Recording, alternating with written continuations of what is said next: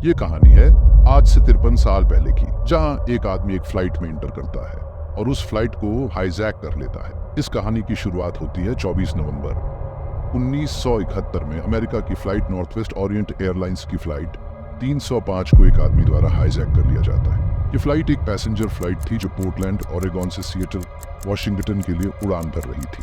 इस फ्लाइट में कुल 36 पैसेंजर और कुछ क्रू मेंबर्स थे।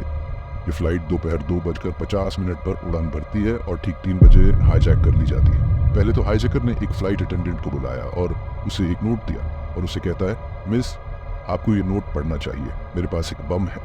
ये सुनते ही फ्लाइट अटेंडेंट घबरा जाती है और वह नोट लेकर पायलट के पास जाती है। नोट में उसने $2 लाख, 4 पैराशूट और फ्लाइट में ईंधन भरने के लिए एक ट्रक की मांग की।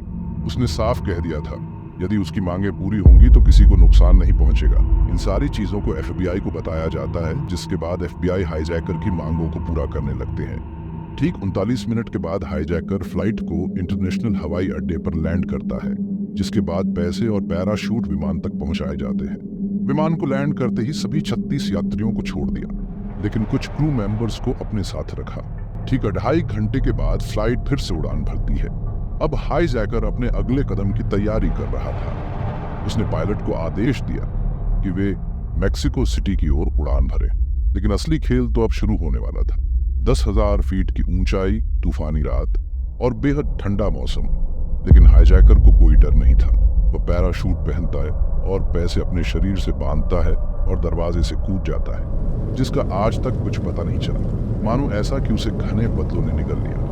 फ्लाइट को हाईजैक करने वाले हाईजैकर का नाम दिया गया DB कूपर। आज तक ना कोई सबूत मिला कि ये कौन था, न ही वो पैसे।